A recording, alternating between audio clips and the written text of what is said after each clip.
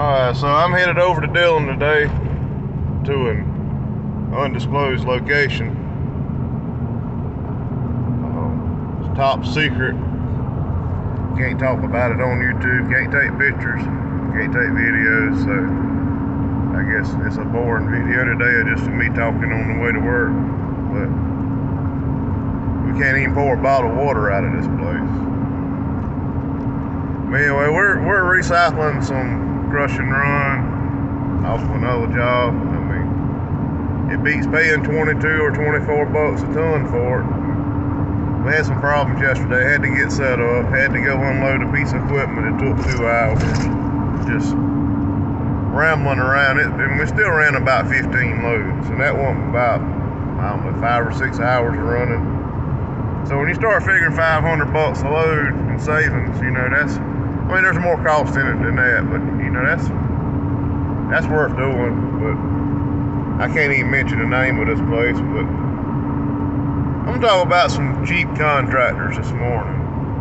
It's been a subject on some of the Facebook pages I'm on and different things. Everybody's worried about trying to be the cheapest. Well, I worried about trying to be the cheapest when I first took over my business. Try to get every job, try to be the cheapest. Well, after I started working 7 days a week, not making any money, I understood the cheaper wasn't better for me.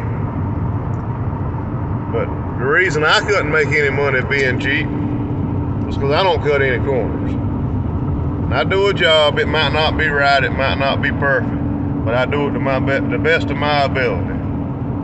Don't matter if I'm making 100 grand off of it, or if I'm just gonna break even, or if I'm gonna lose money.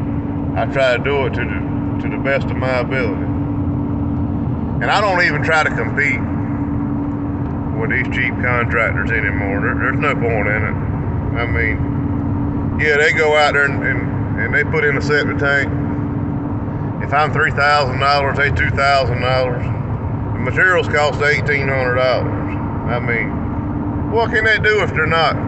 I mean, 200 bucks to take a backhoe and 2 guys out for a day and have to deal with DHEC. I mean, that won't even pay their costs. So they're cutting corners. I mean, they're not putting enough rocks. I mean, just different things. And I had this one lady call me one time, and I can't remember the numbers or even what it was, but let's just say I told her the job was $1,000. She said, well, so-and-so over here said he'd do this job for $500. I said, okay. Well, if I was you, I'd get him to do it. Well, I've been trying to call him. I've been trying to get him over here. He won't show up. He won't do it. I said, look, man, if he's not going to do the job, he can't mess the market up. I could tell you I could do the job for $200, and you can go tell everybody I said that and try to get somebody to take the bait. But I'm not coming out there to do it for that. I mean, I can't. Anyway, I didn't do the job. I don't know who did, but I don't even try to compete with that anymore. My reputation speaks above it. And people call me because I can get the job done. They call me because I don't cut corners, whether they watching or not. And they call me because I stand behind my work. They don't call me because I'm the cheapest one in town, because I'm not. Now, I have been the cheapest on some jobs, but it wasn't because I was trying to be. It was, I mean, figure up your costs, you mark up, and you put it out there, and it is what it is. And due to my location on some jobs, I am cheaper than other people.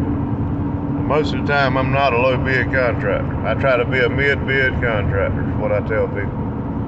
I charge enough to do the job, make a good profit, a good living, but not charge so much to break the bank, to rip people off.